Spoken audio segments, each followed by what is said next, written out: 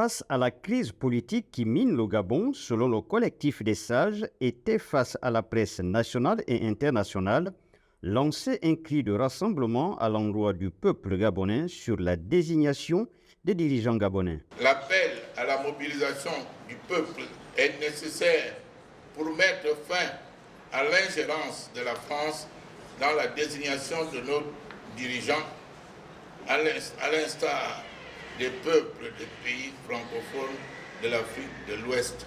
Mettre fin à ce scénario, le collectif des sages propose. L'amour de notre patrie nous commande de rappeler à la classe politique française notre détermination affirmée d'organiser désormais des élections transparentes, crédibles et apaisées, que les institutions actuelles n'ont plus la crédibilité de conduire.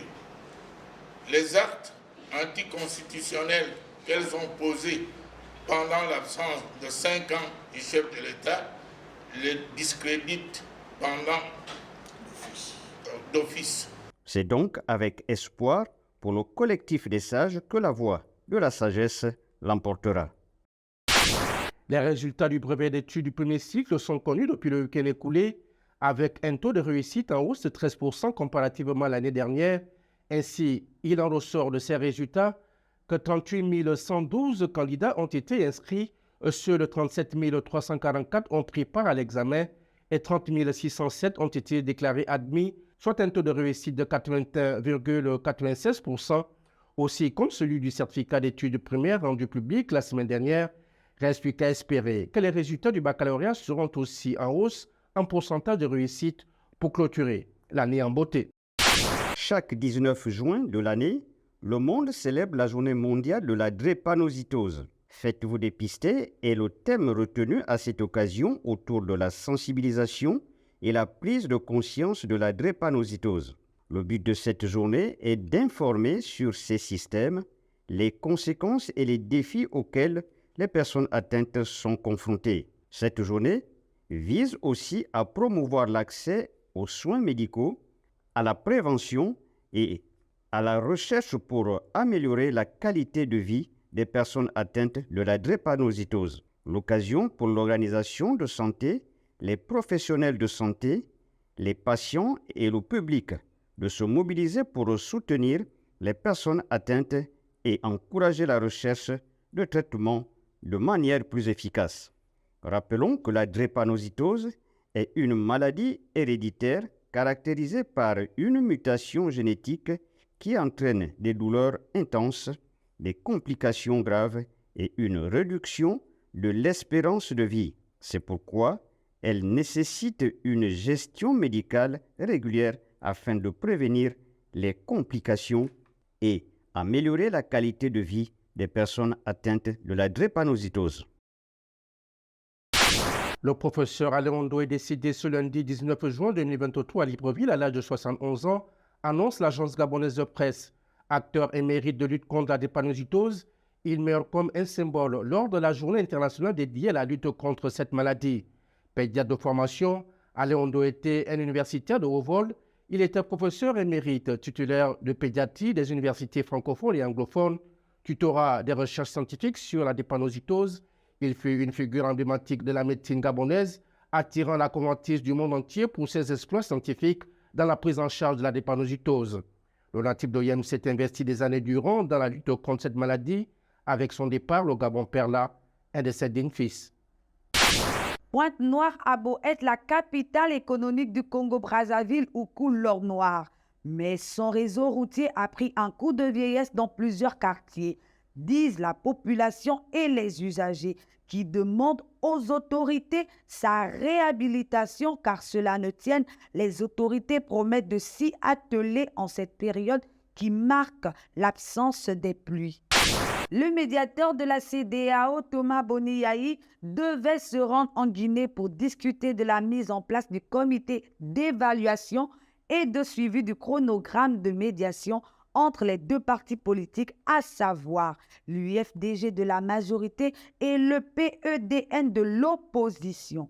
Il y a plus de 6 mois que le médiateur Boni Yayi n'est pas venu en Guinée où le climat politique actuel est tendu. Selon Mohamed Sissé, porte-parole du Parti de l'Espoir pour le développement national, déclare que ce n'est pas la première fois qu'une visite de médiation est avortée. Le secrétaire général Aliou Condé de la majorité s'inquiète de ce report parce que, selon lui, c'est une mauvaise nouvelle car elle engendre un retard dans le travail qui doit être effectué.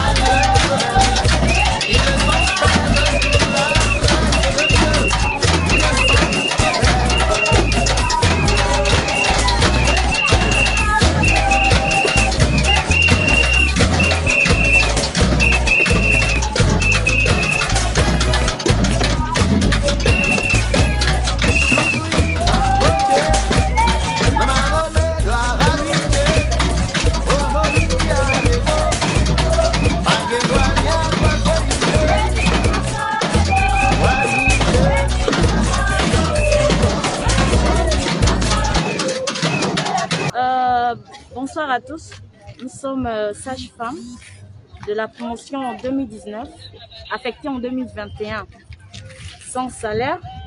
Nous sommes affectés dans différents endroits, d'autres sont affectés en province, d'autres sont affectés à Libreville.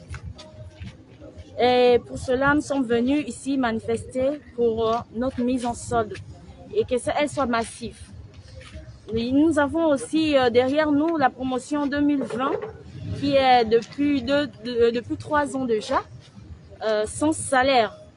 Nous voulons aussi la mise en solde massive de cette promotion. Merci encore. Et le reste. Bonsoir à tous. Nous sommes sages-femmes, promotion 2021-2022, sortie de l'US. Nous sommes ici présents devant la fonction publique. Nous sommes là depuis plus d'1 semaine déjà. Nous sommes en train de manifester, nuit comme jour, pour nos droits. Nous voulons la mise en solde massive et l'immatriculation de toutes les sages-femmes. Nous ne bougerons pas d'ici. Nous ne bougerons pas d'ici tant que cela ne sera pas fait. Nous ne bougerons pas parce que trop c'est trop. Nous avons beaucoup attendu, nous avons duré et nous sommes en train de perdre nos facultés. Nous sommes en train de perdre nos connaissances.